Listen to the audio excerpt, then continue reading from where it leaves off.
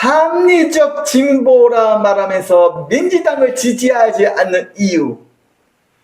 저는 저 자신을 합리적 진보라고 생각합니다. 그런데 현재 더불어민주당은 지지하지 않습니다. 이유는 명확합니다. 지금의 민주당이 제가 생각하는 진보의 원칙과는 상당한 거리가 있다고 느끼기 때문입니다. 저는 개인적으로 노무현 대통령 시기의 진보가 지향했던 방향을 하나의 기준으로 보고 있습니다. 오늘 그 기준으로 솔직하게 얘기해 보겠습니다. 첫 번째, 예산과 정책 충돌 문제. 정치는 정책 경쟁이어야 합니다. 하지만 윤석열 정부 때 국회 간 예산 정면 삭감 충돌과 무차별적 탄핵이 반복되면서 국가 운영의 안정성이 흔들린다는 우려가 생겼습니다. 예산은 정치적 수단이 아닙니다. 국가 운영의 기본 도구입니다. 국가의 이익과 발전, 서민의 안정, 그리고 민주주의적 방식이 우선이고 대화와 타협이 기본이 되는 정치여야 하지 않겠습니까? 이 부분이 정쟁 중심으로 흐르는 모습은 합리적 진보와는 거리가 있다고 보았기에 민주당 지지를 철회한 것입니다. 두 번째, 사법 리스크와 정치의 결합. 정치 지도자의 사법 문제는 법과 정치가 분리되어야 합니다. 삼권 분립이 존중되어야 민주주의고 그것이 진정한 민주당의 모습이어야 합니다. 하지만 현실에서는 지지와 반대에 따라 해석이 극단적으로 갈리는 모습이 보였고 우리 편은 다 괜찮고 상대편은 다 안 된다는 내로남불적인 정치 형태, 정치와 사법이 과도하게 결합되어 보이는 이 구조에서 법 앞에 평등이라는 가치, 진보주의의 정당성을 느끼지 못했습니다. 세 번째, 입법 과정의 갈등 문제. 노란봉투법은 노동자 보호라는 목적이 있습니다. 기업 활동 위축 우려도 함께 제기됩니다. 어느 쪽이 맞느냐, 그게 핵심이 아닙니다. 문제는 찬반이 극단적으로 갈리는 구조 자체입니다. 합리적 진보라면 갈등을 조정해야 합니다. 그런데 오히려 갈등이 확대되는 모습이 반복됩니다.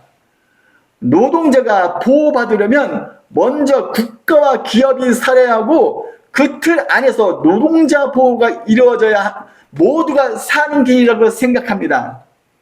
현재 노란봉투법은 국가, 기업, 노동자 모두에게 리스크가 큰 악법이라고 생각하고 그것이 서민을 위한 진보라고 생각하지 않기 때문입니다. 네 번째, 포퓰리즘 논쟁. 재정 정책은 단기 효과와 장기 부담을 함께 봐야 합니다. 재난지원금, 현금성 정책 논쟁을 보면서 이런 생각이 들었습니다. 복지는 필요합니다. 하지만 단기적이고 정치적인 포퓰리즘에 의한 인기를 위해서만 지속 가능성까지 함께 고려하지 않으면 결국 미래 세담의 부담으로 이어집니다. 좋은 의도만으로 좋은 정책이 되지는 않습니다. 성장이 정체된 저성장 국가에서 포퓰리즘은 제2의 아르헨티나로 가는 길이라고 생각합니다. 복지가 중요하지만 먼저 복지를 할 수 있는 기반을 만드는 정책이 우선 아닙니까? 빚을 내서 복지를 하면 미래의 나라꼴이 어떻게 되겠습니까? 물가는 폭등하고 화폐가치 하락하면 무슨 소용이 있나요? 더구나 이 모든 것을 전 정권 탓하는 지지자들 보면 참 답답합니다. 성장하지 않은 저성장 국가에서 돈을 풀면 물가 폭등하고 화폐가치 하락하는 건 초등학생도 아는 경제상식 아닙니까? 다섯 번째, 정치의 반영성 문제. 정치의 본질은 문제를 해결하는 것입니다. 하지만 현실에서는 정책 경쟁보다 정쟁 중심 구조가 강화되는 모습이 보입니다.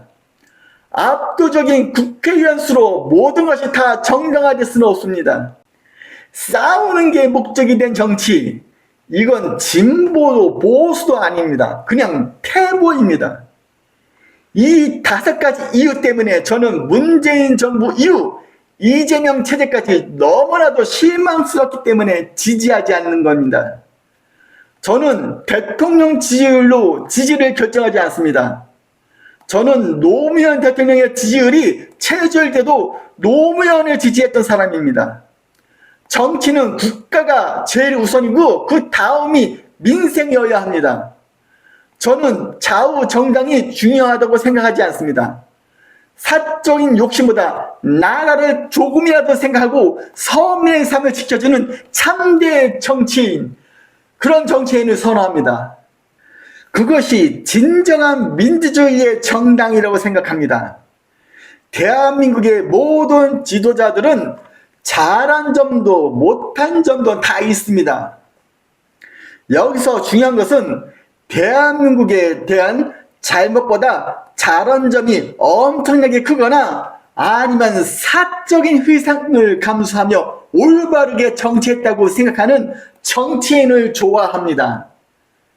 그런 면에서 저는 누가 물어봐도 노무현 대통령, 김대중 대통령, 박정희 대통령을 좋아합니다. 저는 어떤 지도자가 완벽하다고 생각하지는 않습니다. 중요한 건 그 사람이 남긴 결과가 대한민국에게 어떤 영향을 줬는가, 그것을 생각합니다. 첫 번째, 노무현 대통령. 노무현 대통령 역시 정치적 기반이 약한 상태로 정치적 갈등과 국정 운영의 어려움 속에서 많은 비판을 받았던 지도자입니다.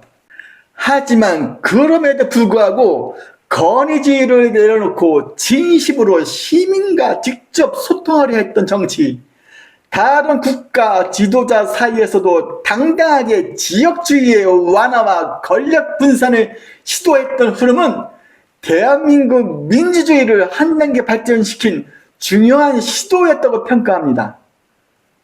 김대중 대통령 또한 북한 퍼주기 같은 정책적 한계가 있었지만 저는 김대중 대통령 때문에 북한이 핵 개발을 했다고 생각하지 않습니다.